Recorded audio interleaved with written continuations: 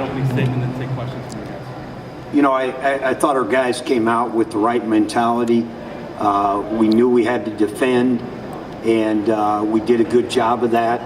Probably the only negative was the offensive rebounds we gave up, but some of that was when a team shoots 37, 34%, 40%, there's going to be a lot of those out there. And you know what the key was, though? We didn't give up a lot of baskets off of them.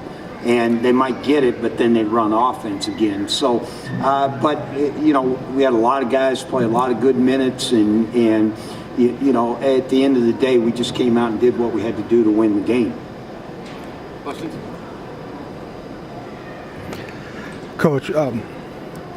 Coach, considering where the team was when you first came here and the way they're looking now, night and day difference. Could you talk about that a little bit in their rise? Well, I think this group understands right now it's about one game. It's about one game at a time, and don't get.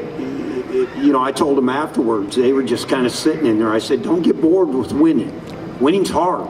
It's what people don't understand. It doesn't matter where you're at. Winning's hard, and you got to bring the mentality every day.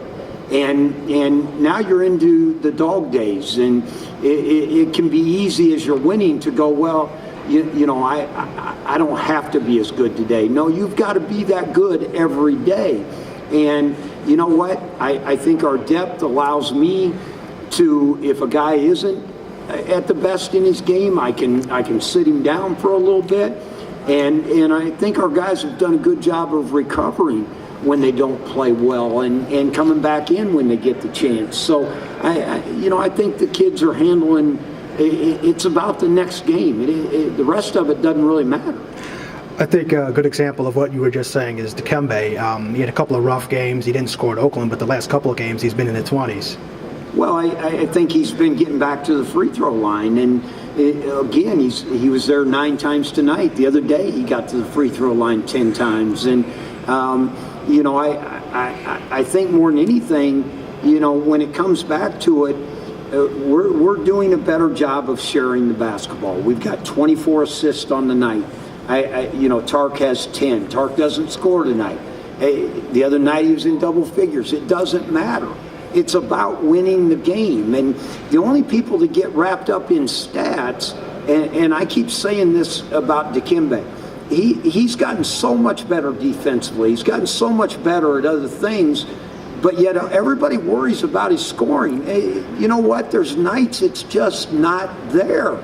And so the good thing is we've got a team that other guys can step up and do it. So, you know, that's what I try to keep these guys focused on, is not what the outside world sees, what I see and what we watch on film. That's all that matters. And again, that's why this team, I tell them they can be as good as they want to be. Coach, what about how Ty played tonight made him so effective? Well, I thought he was really aggressive. I thought he looked kind of like he did in the Oakland game. He was demanding the basketball in there. He was making moves with force. And so, you know, I think when he does that, he gives us a whole different option in there that's hard for people to deal with. Coach, just in terms of overarching themes or trends that have gone well for you the last 11 games during your streak, can you talk a little bit about what kind of has fueled your success? Well, I think our guarding and our rebounding. And, you know, again, we're starting to understand that if you come out and really defend, your offense will be really easy. But when you don't defend, then it becomes a game of, can we make shots? That's when you put everything at risk. And so I think they're buying into that and know that if we come out and really defend, there'll be opportunities to score. Don't worry about that. We'll have opportunities to score. But if you don't defend, now it makes it a game of just making shots. And on a night you can't make them, you're going to lose. So 13-point lead at halftime, and then your guys come out right out of the half and kind of blitz them. How important was that to kind of take the wind out of their sails early in the second half instead of potentially letting them get back in it? Well, I think this. I think, you know, one of the guys said coming out of the locker room, it's back 0-0, and I think that's the mentality you have to have. And you know, I'd like to get to the point where we take 20-30, but we're not there yet. And so, you know, but again, we did take 13, get it to 20. I think they got it back to 16 once. But you know what? Then we'd come down and be under control and make a good play. So it's really important. That first 4 minutes is just like the first 4 minutes of the game. Anything else for Coach? Michael Diggins, he sparked that run toward the end of the first half to help you guys separate. What do you like about what he was doing? Well, Mike just comes in and takes what the game gives him.